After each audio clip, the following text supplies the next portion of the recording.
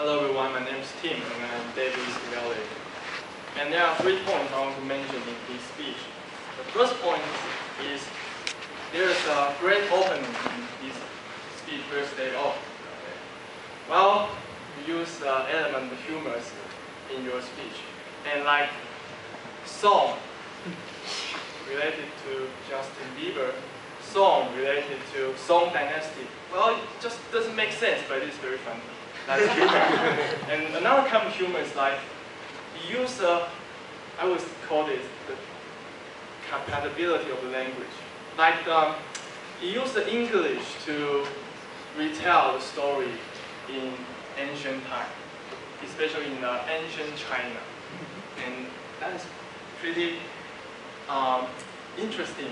In a way, we might think, well, it's very weird because we use English, something invented in the West, to describe something happened in the East. And in a way, it's very weird. But in another way, we feel familiar with the history, right? And so I think it's the crash between the strangeness and the familiarity.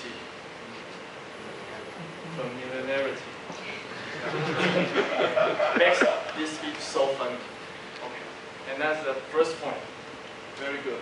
The second point is a C7 speech, and it's about to research the topic. And I think David, he has a great selection of the material.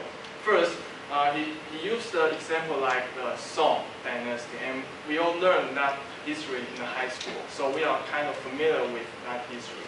And also, so we have the resonance to that history. And then he also made the analogy between these 2 stories. The first story is about the story of Song Dynasty, and the second story is about the story of Nobel.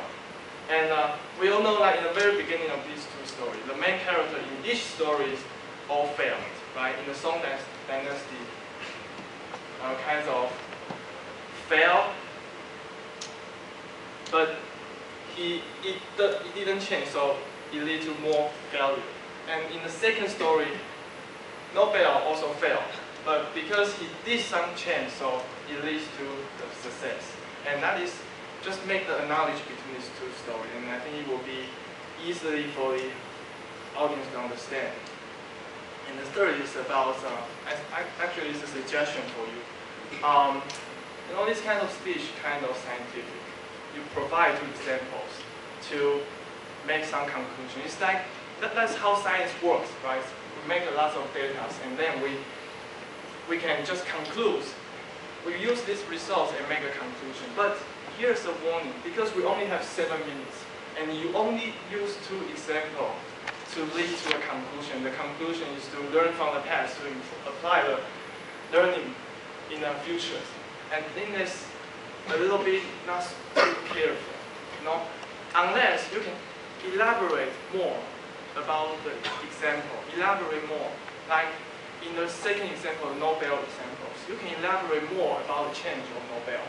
How did he change his life so he can succeed in the future? So I think, yeah, we have the time limitation, but I think you can elaborate more about example to strengthen your conclusion and also to convince the audience back to you.